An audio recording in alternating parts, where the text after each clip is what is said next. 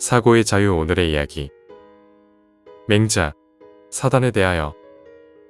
지금 시작하겠습니다. 기원전 372년경에 태어난 고대 중국의 철학자 맹자는 인간과 짐승을 가르는 근본적인 기준을 제시했습니다. 그는 인간이 본래부터 지니고 있는 4가지 마음의 단서, 즉 사단이 없다면 짐승과 다를 바 없다고 보았습니다. 사단에서 다는 실말이나 단서를 의미하며 인간의 본성이 선하다는 것을 증명하는 증거와도 같습니다.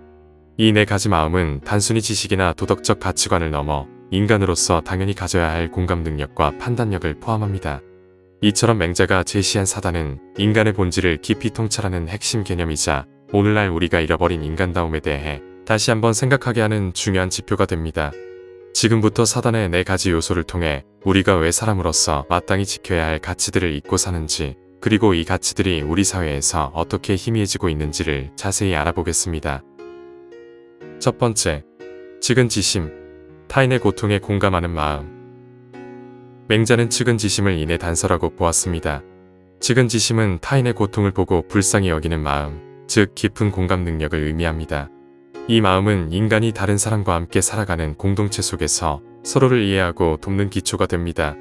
맹자가 제시한 유명한 예화처럼 어린아이가 우물에 빠지려 하는 것을 보았을 때 누구나 본능적으로 아이를 구하려는 마음을 갖습니다. 이는 계산이나 이기적인 동기가 아닌 인간이라면 당연히 느끼는 연민의 감정에서 비롯됩니다. 하지만 현대사회는 물질적 풍요와 개인주의가 만연해지면서 측은지심이 점차 희미해지고 있습니다. 타인의 어려움을 보고도 나와 상관없다고 생각하거나 심지어 고통받는 이들을 조롱하는 비인간적인 모습까지 나타나고 있습니다. 맹자는 측은지심이 없다면 사람의 탈을 쓴 짐승이라고 경고했지만 우리는 어느새 타인의 고통에 무감각해지는 것을 당연하게 여기고 있습니다. 이러한 공감 능력의 상실은 사회 전체의 신뢰를 무너뜨리고 결국 개인의 고립과 불행을 심화시키는 결과를 초래합니다. 맹자가 말한 인의 마음은 단순히 도덕적 규범이 아니라 함께 더불어 살아가는 사회를 유지하기 위한 가장 기본적인 인간적 자질인 것입니다. 두 번째, 수호지심, 부끄러움을 알고 악을 미워하는 마음. 수호지심은 의의 단서입니다. 이는 자신의 잘못을 부끄러워하고 타인의 부정을 미워하는 마음을 말합니다.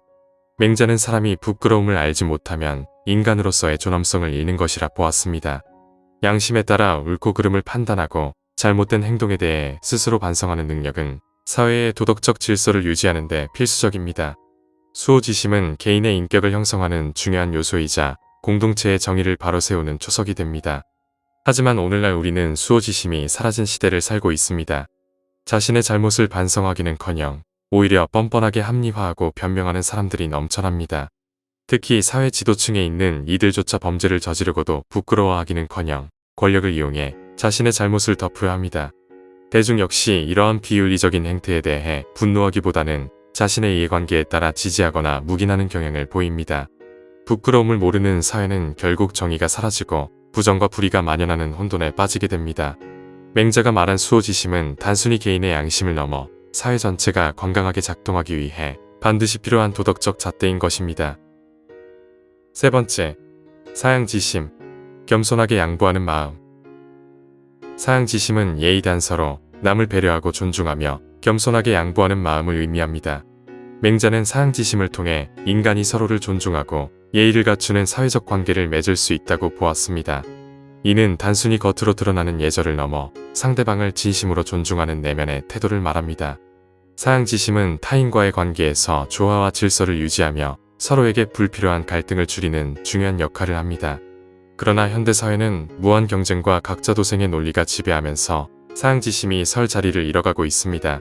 내가 먼저라는 이기적인 생각에 사로잡혀 타인을 배려하지 않고 자신의 이익을 위해 타인을 짓밟는 행태가 만연합니다. 나보다 힘이 약하거나 지위가 낮은 사람에게 함부로 대하고 존중 없는 언행으로 상처를 주는 모습도 흔히 볼 수 있습니다. 맹자는 예가 무너지면 사회가 혼란에 빠진다고 경고했지만 우리는 서로를 존중하고 양보하는 미덕을 잃어버린 채 살고 있습니다. 사양지심은 단순히 좋은 인성을 넘어 인간관계를 원만하게 하고 사회의 품격을 높이는 필수적인 가치인 것입니다. 네 번째, 희비지심, 옳고 그름을 분별하는 마음. 희비지심은 지혜 단서입니다. 이는 옳고 그름을 명확하게 판단하고 분별하는 마음을 말합니다. 맹자는 12지심을 통해 인간이 도덕적 판단을 내리고 올바른 길을 선택할 수 있다고 보았습니다. 지식의 많고 적음을 넘어 사물의 본질을 꿰뚫어보고 진실과 거짓을 구별하는 능력은 개인의 성숙과 사회의 발전에 결정적인 역할을 합니다. 12지심은 단순히 논리적 사고를 넘어 양심에 기반한 통찰력을 포함하는 개념입니다. 하지만 오늘날의 우리 사회는 12지심이 마비된 것처럼 보입니다. 인터넷과 SNS의 발달로 인해 정보의 홍수 속에서 살고 있지만 정작 무엇이 진실이고 거짓인지 분별하는 능력은 점점 퇴화하고 있습니다. 자신의 신념이나 이해관계에 따라 사실을 왜곡하거나 선동적인 주장에 맹목적으로 동조하는 현상이 만연합니다.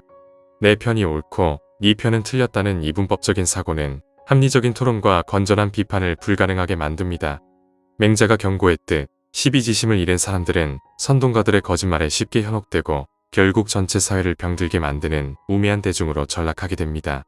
지의 마음은 단순한 지식이 아닌 올바른 판단을 내릴 수 있는 용기와 통찰력인 것입니다. 맹자가 제시한 사단은 21세기를 살아가는 우리에게도 여전히 깊은 울림을 줍니다. 측은지심, 수호지심, 사양지심, 12지심, 이 네 가지 마음이 희미해질수록 우리는 인간으로서의 본질을 잃고 짐승과 다름없는 존재로 전락할 위험에 놓이게 됩니다. 우리는 타인의 고통에 공감하고 자신의 잘못을 부끄러워하며 서로를 존중하고 옳고 그름을 명확히 판단하는 마음을 되찾아야 합니다. 결국 맹자의 가르침은 한 사람의 인격이 곧 사회의 품격을 결정한다는 중요한 메시지를 던져줍니다.